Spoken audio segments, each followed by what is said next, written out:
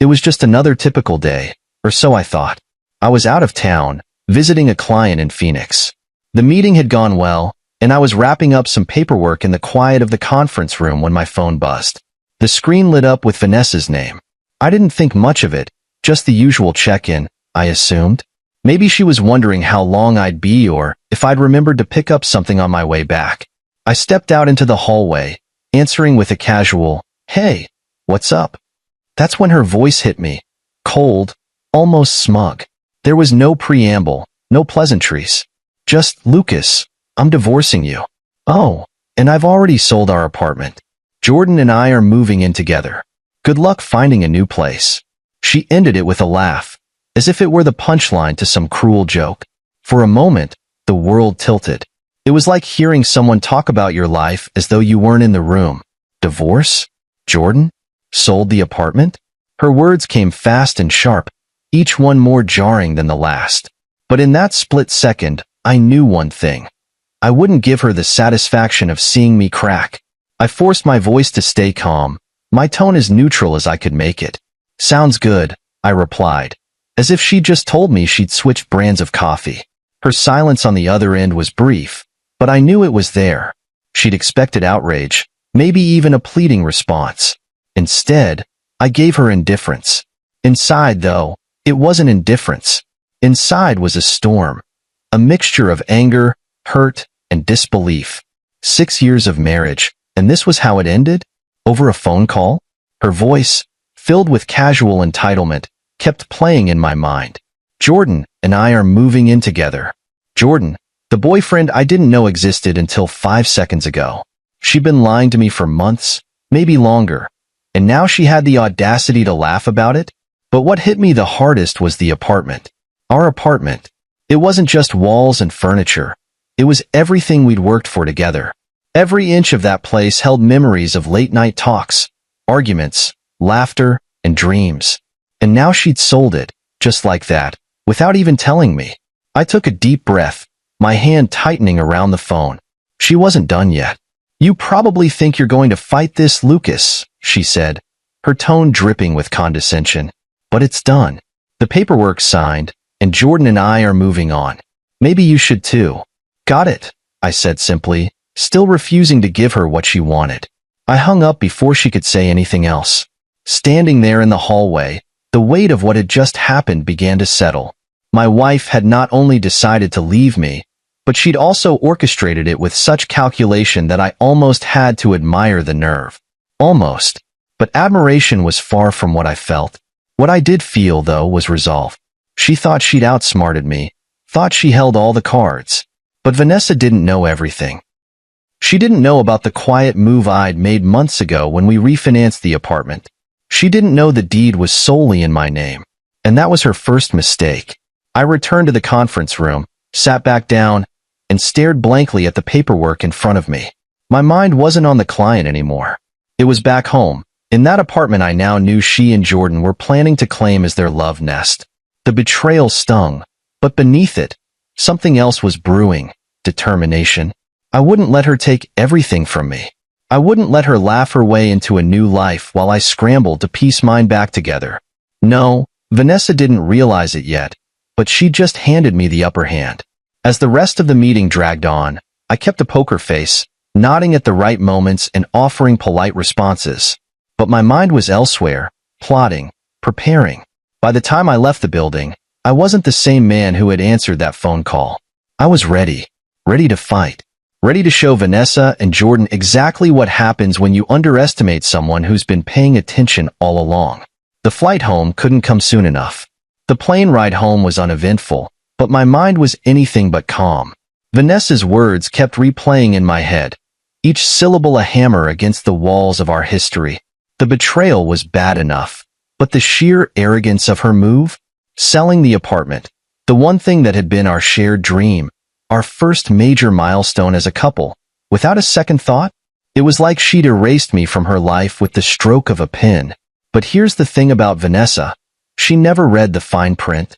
She was always the type to skim through agreements, signing her name with that same air of confidence she wore like a badge. She left the details to me, trusting that I'd figure it all out. Funny, isn't it?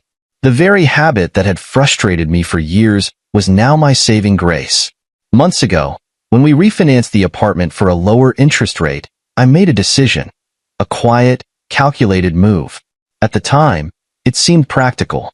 With the new terms, it made sense to transfer the deed into my name alone. I didn't even think twice about it. It was just one of those things you do to streamline the paperwork. Vanessa hadn't objected. In fact, she'd barely looked at the documents before signing them. I hadn't mentioned it since because, honestly, why would I? It wasn't a secret, just a detail that didn't come up. Until now, Vanessa's arrogance blinded her to the reality of the situation. She thought she could sell the apartment and walk away with the money, leaving me in the dust. But she didn't realize that the deed, the one legal document that decided ownership, had my name on it and mine alone. As I sat on that plane, staring at the clouds outside the window, I couldn't help but smile. She'd sold something that wasn't hers to sell. And while I was furious at her betrayal, there was a sense of satisfaction in knowing I held the upper hand. When I landed and turned my phone back on, I had no messages from Vanessa. No smug follow-ups, no taunts. She probably assumed I was too busy wallowing in self-pity to respond. Little did she know, I was gearing up for the fight of my life. My first call wasn't to her. It was to Chloe, my lawyer and an old college friend. I'd helped her move into her first apartment years ago, and she'd always joked that I'd get the family discount if I ever needed her services. Now, it seemed, it was time to cash in. "Lucas," Chloe said when she picked up. "What's going on? You don't usually call me during work hours." I explained everything: the phone call, the apartment, Jordan, and Vanessa's delusions of grandeur. By the time I finished, Chloe was silent for a moment, and then she laughed. A sharp, incredulous laugh. "She sold the apartment?" she repeated. "Lucas, does she even know she can't legally do that?" "Apparently not," I said, the faintest hint of amusement in my voice. "Well," Chloe said, her tone turning serious, "this is going to be interesting. First, we'll need to notify the buyer that the sale is void. If Vanessa's already taken their money, that could open up a whole new can of worms. Fraud charges, for starters." The word fraud sent a jolt of satisfaction through me. Vanessa thought she was so clever, pulling the rug out from under me. But in her rush to start her new life, she'd overlooked one critical detail. "What do you need me to do?" I asked. "For now, gather everything, emails, documents, anything related to the refinancing and the deed," Chloe said. "I'll handle the legal side. But Lucas, if she's already bragging about this to you, she's probably told other people too. She's digging her own grave, and we just need to give her a push." I hung up feeling lighter than I had in days. The betrayal still stung, but knowing that Vanessa's scheme was unraveling gave me a sense of control I hadn't felt since that phone call. When I got home that evening, I didn't waste time. I pulled out the deed, the refinancing paperwork, and every email exchange related to the apartment. Each piece of evidence felt like a small victory, a reminder that Vanessa's carelessness would be her undoing. I placed the documents in a neat stack on the dining table, then sat back and stared at them. This wasn't just about the apartment anymore. It was about reclaiming my life, about showing Vanessa that I wasn't the pushover she'd assumed I was. She thought she'd won. She thought she could walk away with everything, laughing at my expense. But Vanessa had underestimated me, and soon enough, she'd realized just how big of a mistake that was. The drive back to the apartment was surreal. I'd spent the entire flight planning out what I'd say, how I'd handle the confrontation. Vanessa had no idea what was coming, and that thought gave me a strange sense of calm. For once, the scales weren't tipped in her favor. The moment I walked through the door, I could feel it. The apartment was different. Her presence was heavy in the air, but not in the familiar way. No, this was different. It was like she'd claimed the space as her own, as if my existence within these walls was already erased. Her voice reached me before her face did. She was in the living room, chatting animatedly with someone. I turned the corner and stopped in my tracks. There she was, standing next to a man I could only assume was Jordan. He was younger than I expected, tall and smug, with the kind of confidence that comes from thinking you've won a prize. Vanessa spotted me first. Her smile faltered for just a second before she plastered it back on. "Oh, Lucas, you're back," she said, her tone dripping with false cheer. Jordan looked over, and I swear he smirked. He actually smirked, as if I were some minor inconvenience in his new life. "I didn't realize you'd be home so soon," Vanessa continued, her voice carefully neutral. "Jordan and I were just discussing some plans for the apartment." Plans? For my apartment? The audacity of it almost made me laugh. But I didn't. I just stepped further into the room, set my bag down, and looked at them both. "Vanessa," I said, my voice calm but firm, "we need to talk."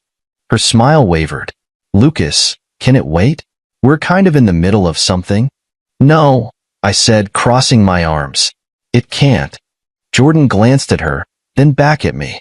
"Look, man," he said, his tone patronizing. "I get that this is hard for you, but Vanessa and I—" "This doesn't concern you," I cut in, my eyes never leaving Vanessa's. The room went quiet. Vanessa's confident demeanor began to crack as I pulled out the deed from my bag. I held it up, letting the silence hang heavy in the air. "What's that?" she asked, her voice tight. "It's the deed to this apartment," I said, my tone steady. "The one that's in my name. Only my name." Her eyes widened, and for the first time, I saw a flicker of panic. "What are you talking about?" she asked, though her voice lacked the usual confidence. "After we refinanced, I had the deed transferred to my name. You signed the paperwork without even reading it, remember?" I paused, letting the weight of my words sink in. "So no, Vanessa, you didn't sell this apartment. You can't sell something you don't own." Jordan's smirk vanished. He turned to her, confusion and irritation written all over his face. "Is this true?" he demanded. "Of course not," she snapped, though her voice wavered. She turned back to me, her eyes narrowing. "You're lying." I didn't bother arguing. I simply set the deed on the coffee table in front of them. Jordan picked it up, scanning the document. His expression darkened as he realized the truth. "Vanessa," he said slowly, "what is this?" She sputtered, her confidence unraveling. It's nothing. He's just trying to scare us." I let out a dry laugh. "Scare you?" "Vanessa, I'm just getting started. The sale you made? Void. The money you've taken? If you've spent a single cent of it, you're looking at fraud charges." Her face went pale. "You're bluffing." "Am I?" I countered, stepping closer. "Go ahead. Call your buyer. See how they feel about being scammed." Jordan stepped back, holding up his hands. Whoa. Fraud? Scammed? I didn't sign up for this." He looked at Vanessa, his tone turning accusatory. "You said this place was yours, that you'd already sold it." "It is," she insisted, her voice growing desperate. "I mean, it was supposed to be." Jordan shook his head, taking another step back. "I'm not getting involved in this mess," he muttered. I crossed my arms, watching the cracks spread in their little fantasy. "So," I said, addressing them both, "here's how this is going to work. Vanessa, you're going to pack your things and leave. You too, Jordan. You have no right to be here, and I'm done playing nice." "You can't do this," Vanessa hissed, her voice trembling with anger. "This is our home." "No," I said firmly. "This is my home, and you're not welcome in it anymore." Jordan didn't need any more convincing. He grabbed his coat and headed for the door, throwing one last look at Vanessa.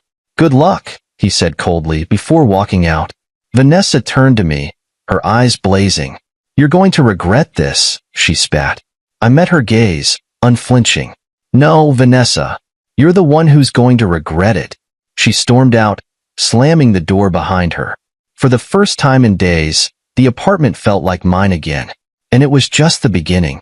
Jordan's departure had been satisfying, but I knew the chaos wasn't over.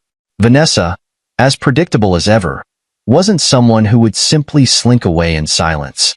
Still, I couldn't help but relish the look on Jordan's face when he'd finally pieced it all together.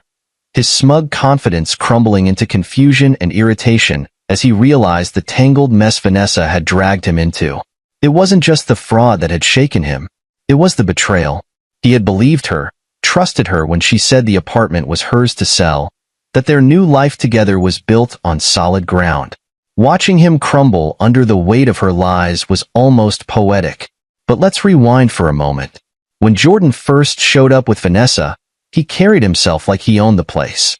His every glance and gesture radiated arrogance, like a man confident he'd won the jackpot. I'd seen men like him before, the ones who mistake audacity for power, who think they've outsmarted the world when, in reality, they're standing on quicksand. When I revealed the truth about the deed, his transformation was immediate. It started small, a flicker of doubt in his eyes as he scanned the document I'd placed on the coffee table. I watched him read it, his lips tightening with each line. By the time he looked up, the confidence was gone, replaced by something far more satisfying. Panic. "Vanessa," he had said, his voice low and strained. "What is this?" Vanessa, true to form, had tried to bluff her way out of it. "It's nothing, Jordan. He's just trying to mess with us. Don't fall for it." But Jordan wasn't buying it. Not anymore. He wasn't the sharpest guy, but even he could connect the dots. The legal jargon in the deed, my calm and unwavering demeanor, Vanessa's growing desperation. It all painted a picture he couldn't ignore. "You told me this place was yours," he said, his voice rising. "You said you'd already sold it. Was that a lie too?" Vanessa shot me a venomous glare, as if this were somehow my fault. "It wasn't a lie," she snapped at him, though her voice wavered. I didn't know about the deed being in his name, okay? It's a technicality." "A technicality?" Jordan scoffed, holding up the deed. "This says he owns the apartment outright. That's not a technicality, Vanessa. That's fraud." The word hung in the air like a bomb waiting to detonate. Vanessa's face paled, her bravado crumbling. She turned to me, her eyes narrowing. "You planned this, didn't you? You knew I'd try to sell it, and you just sat there, waiting to humiliate me." I raised an eyebrow. "You gave me far too much credit. I didn't plan anything, Vanessa. You did this all on your own." Jordan's frustration boiled over. "You didn't tell me any of this, Vanessa. You said you had everything under control. Do you even realize what kind of position this puts me in? I can't be involved in something like this." "You're not involved," Vanessa snapped, her voice shrill. "This is between me and Lucas." "Really?" He shot back. "Because I'm standing in the middle of his apartment, holding a deed that says I have no business being here. Sounds pretty involved to me." I couldn't help but interject. "He's not wrong, Vanessa. Fraud charges don't look good on anyone's record.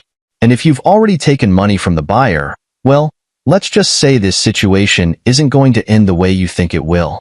Jordan ran a hand through his hair, visibly grappling with the realization that his perfect new life was unraveling before it even began. "I'm out," he said abruptly, stepping away from Vanessa. Her eyes widened. "What do you mean, you're out?" "I mean I'm done," he said, his tone sharp. "This isn't what I signed up for. You lied to me, and now you're dragging me into your mess. Figure it out on your own." With that, he grabbed his coat and headed for the door. Vanessa scrambled after him, her voice pleading. "Jordan, wait. Don't go. We can fix this. Just give me a chance to." He didn't even look back. The door slammed shut behind him, leaving her standing there, stunned. For a moment, I thought she might actually cry. She turned back to me, her face a mixture of rage and despair. "Are you happy now?" she spat. "You've ruined everything." I leaned against the counter, arms crossed. "I didn't ruin anything, Vanessa. You did that all on your own. You lied, you schemed, and now you're facing the consequences. Maybe it's time you start taking responsibility for your actions." Her anger flared, but she didn't have a response. She stormed into the bedroom, slamming the door behind her. I could hear her throwing things around, muttering under her breath. As I stood there, the silence after Jordan's departure was almost peaceful. Watching him realize the truth and walk away was the cherry on top of an already satisfying confrontation.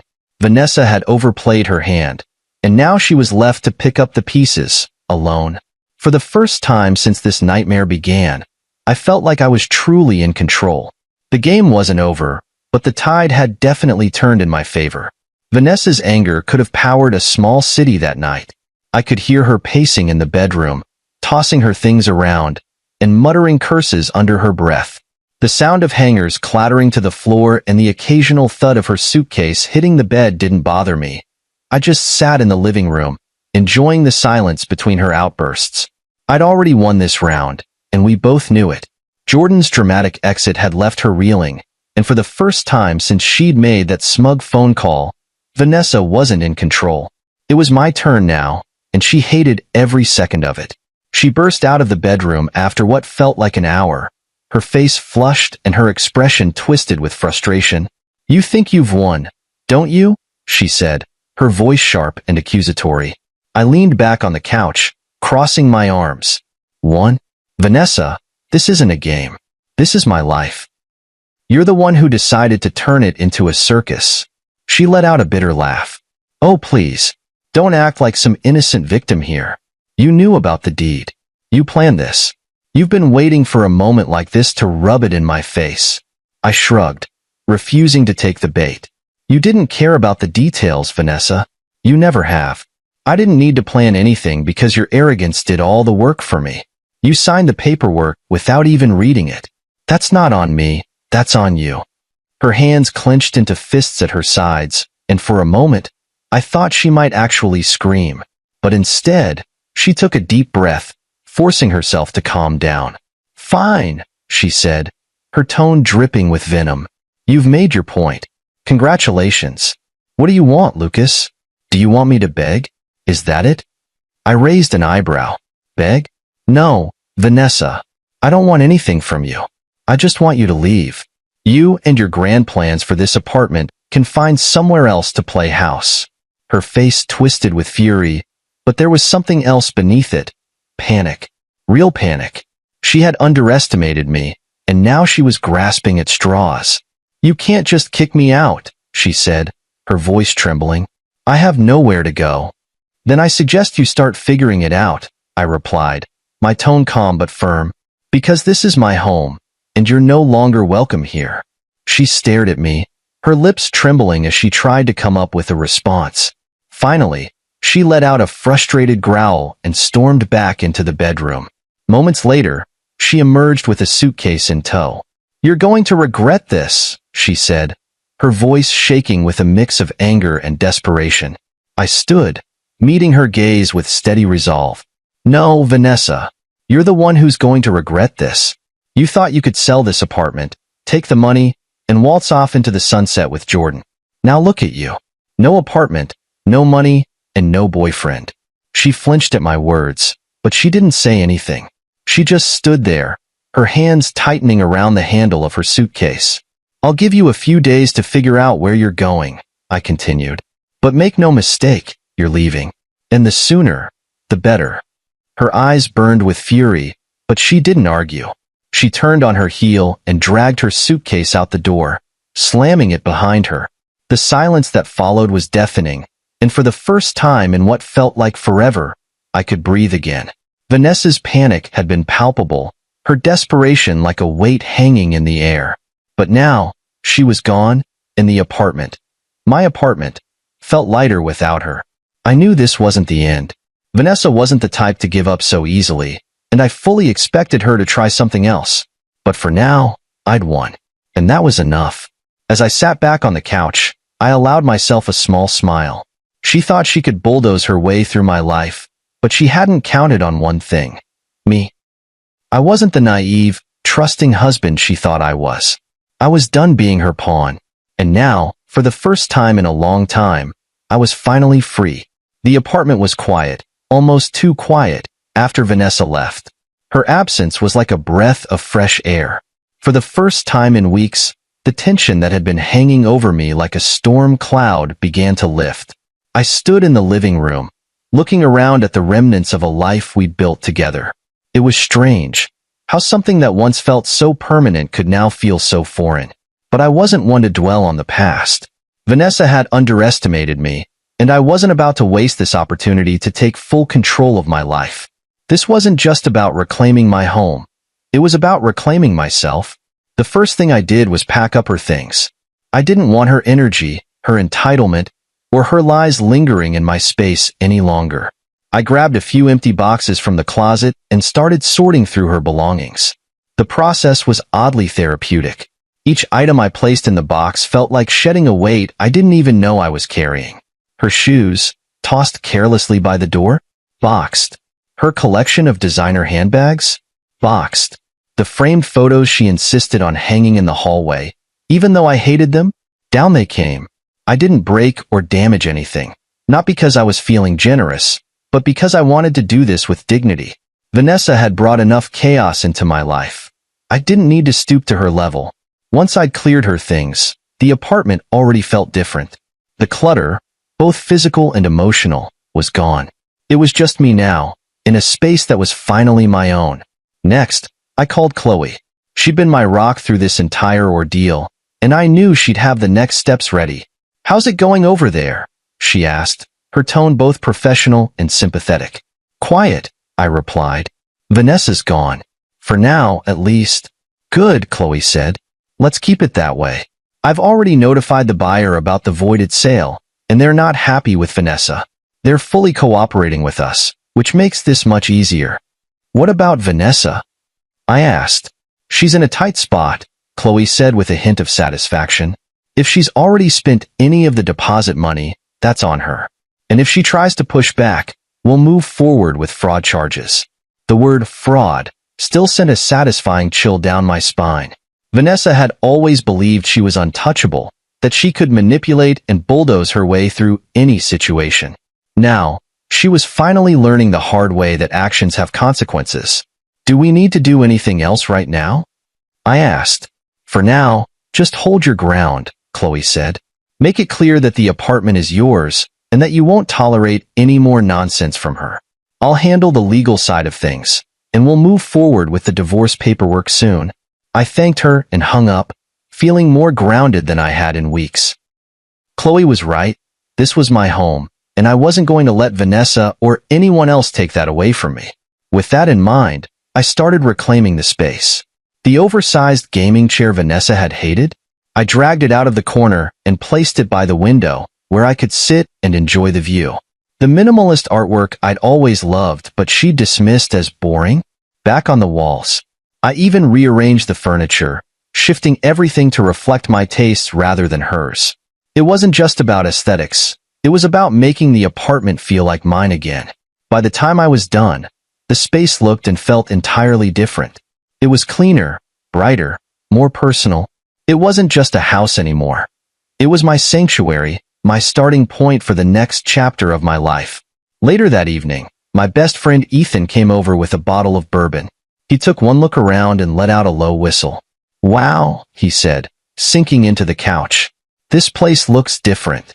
"It's mine now," I said simply, pouring us both a glass. Ethan raised his glass in a toast to taking control and kicking toxic people to the curb. I clinked my glass against his, a small smile playing at my lips. To fresh starts. As the night wore on, the weight of the past few weeks began to lift. I wasn't just surviving anymore. I was thriving. Taking control of the apartment was only the beginning. I was ready to move forward, to build a life that was entirely my own. And as I sat there, surrounded by the warmth of good company and the quiet satisfaction of victory, I knew one thing for certain. I wasn't just reclaiming a space. I was reclaiming myself. The days following Vanessa's departure were a whirlwind of closure and clarity. For all her threats and dramatics, I knew Vanessa wasn't going to let things end quietly. True to form, she tried everything to claw her way back into control. Calls, emails, and even a few surprise visits to the apartment. Each one was a desperate attempt to salvage a situation she had already lost. Her tone alternated between pleading and accusatory. One day, she'd leave voicemails begging for another chance. "Lucas, we can fix this. It doesn't have to end this way. You know I didn't mean for things to get so messy." The next, her messages were filled with venom. "You're being petty, Lucas. I hope you're happy ruining my life." I didn't respond. Not once. The days of entertaining her manipulations were over. Every call, every message was just another reminder of why I was better off without her. Jordan's fallout with her had only made things worse. Apparently, He'd completely distanced himself after realizing the full extent of her lies and the legal mess she'd created. She was on her own now, and the isolation was clearly driving her to desperation. Chloe, ever the professional, kept me updated on the legal proceedings. "She's panicking," Chloe said during one of our calls. "The buyer isn't pressing charges, but they're furious. Vanessa's burned bridges she can't rebuild. And the divorce? She's got no leverage, Lucas. You're walking away clean." Hearing those words was like a weight being lifted off my chest. For years, I'd felt trapped in a marriage where I was constantly second-guessed, dismissed, and taken for granted. Now, with every legal step finalized, I could feel the chains breaking. When the divorce papers arrived for her signature, Vanessa made one last-ditch effort to stall. She sent a long email filled with excuses and half-hearted apologies, trying to paint herself as the victim. She claimed she had acted out of fear and felt neglected in our marriage. It was almost laughable. But the best part? Chloe's airtight preparation meant that Vanessa couldn't stall for long. A few weeks later, she finally signed the papers. Just like that, it was over. The day the divorce was finalized felt like the end of a long, grueling marathon. I stood in the middle of the apartment, my apartment, and let out a breath I didn't realize I'd been holding. The space felt lighter, freer, like it had been purged of all the negativity Vanessa had brought into it. That evening, Ethan came by again, this time with takeout and another bottle of bourbon. "So, it's official?" he asked, leaning back on the couch. "It's official," I said, pouring us each a glass. "To freedom," he said, raising his glass with a grin. "To freedom," I echoed, clinking my glass against his. The days that followed were filled with small victories. I continued reclaiming the apartment, turning it into a space that truly reflected who I was. The gaming setup Vanessa hated?